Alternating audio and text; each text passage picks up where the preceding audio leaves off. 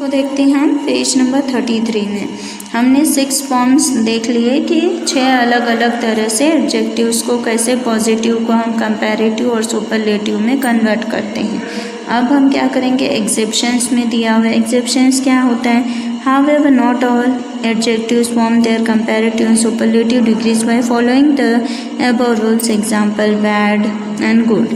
अब कुछ ऐसे भी शब्द होते हैं जिनको हम वो पुराना जो अपना कंपैरेटिव और सुपरलेटिव का तरीका है ER या वो लगाकर EST लगाकर नहीं लिख सकते हैं, बल्कि उसका टोटली फॉर्मेशन चेंज हो जाता है, यानी बिल्कुल ही उसका रूप बदल जाता है।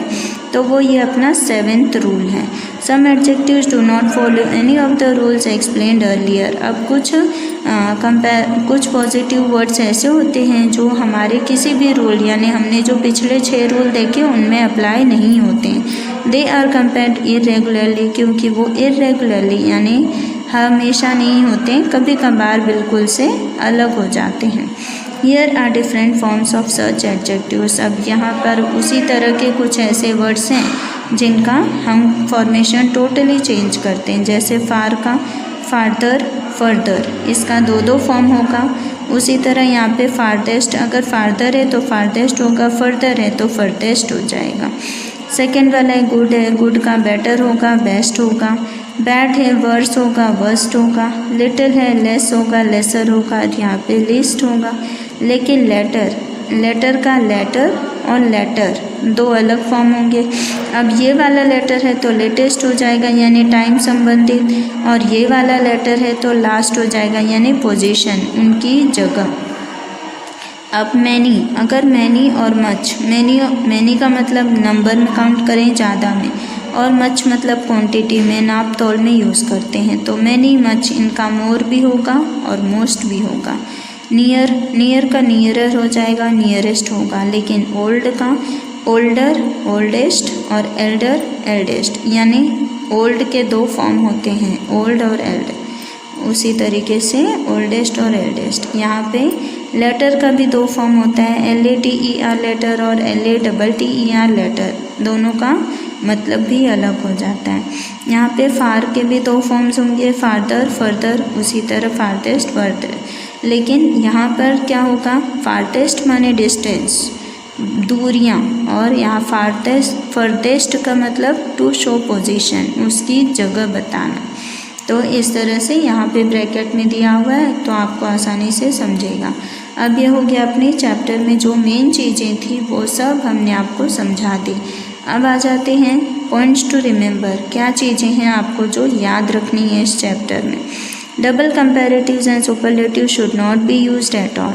हमेशा डबल कंपैरेटिव या सुपरलेटिव को यूज़ नहीं करना है। Double comparatives like more prettier should not be used. अब मोर प्रीटियर शब्द नहीं यूज़ होते हैं क्योंकि यहाँ पर डबल लेटर्स हैं। अब उसी तरह similarly double superlatives like the most tallest, यहाँ पे भी 2 हम एक साथ नहीं, मोस्ट भी हमारा आ जाता है सुपरलेटिव, टॉलेस्ट भी सुपरलेटिव। इस तरीके से ये मोर जो है वो मोर कंपैरेटिव है, प्रीटियर भी कंपैरेटिव, तो 2 एक साथ नहीं यूज़ होगा। यहाँ पे 2 सुपरलेटिव भी एक साथ यूज़ नहीं होंगे। Example, the Nile is the most longest river in Africa. अब ये मोस्ट जो है वो सुपरलेटिव फॉर्म में, लॉन्गेस्ट भी सुपरलेटिव है, इसलिए ये रॉन्ग है। We should write the Nile is the longest river in Africa। हमें इसको the Nile is the longest river in Africa ऐसे ही लिखना है, मोस्ट कट देना है यानी मोस्ट नहीं लगाना है। Superlatives are always accompanied by article the।